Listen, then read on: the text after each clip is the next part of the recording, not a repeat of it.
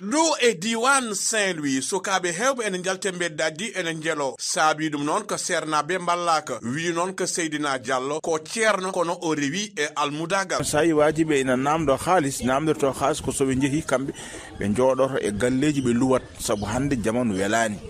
a yoɓat ndiyam a yoɓat courant a yoɓat location te jeɗɗo andira ɗum won waɗoɓe tan saabu Allah ara wone gallam gona hen aɗa jangguina Qur'an kono won hen mbaɗirta hono ndano saabu kañumen jiyani ɗum ɗon jiitan ganduɗa henne ko gallam min maahi a faami neɗɗo noon kala woni ina wawi ganduɗa hen ittande Allah gueɗal nani saabu sa ittini Allah gueɗal tan ko hoorema mbaɗanɗa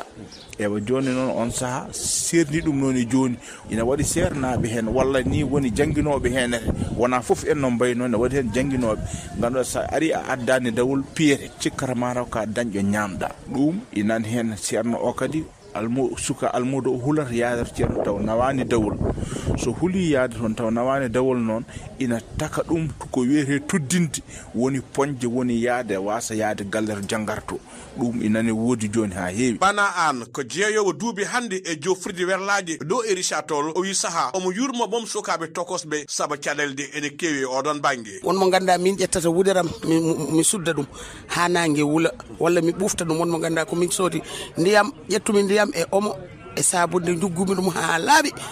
guppumi tekke mum ƴettumi kolam murmomi o joori ha cumti sojji mbimomi yo hoot o yo suusa hoodde o ala kalis mbimi no foti dawol ma wi capannayyi jettumi capannayyi tottumum Hawa Sow kanko o feli ko jinnaɓe o yiɓe jabani wallude sernaɓe sa ƴeewi janggoɓe e ɗiɗo ganduɗa woni école aji jinnaɓe ne mbaɗa hen kalis kewɗo saabu hande a ƴettat tawa an haɗa jogui hande jawdi ndi gasata ndi huuɓata ƴetta ɓima nanna ɗum e école ɓurɗo wadde cher a ɗoytenen Dakar walla Sénégal ɗoytenen nawa toon ɓima ha ɗum ƴettana oto mbaɗna ɗum jottana ɗum chauffeur ha ɗum yoɓana ƴetta ɓima noon nawa ɗum a daara alquran a yoɓanta ɗum a ƴeewoyta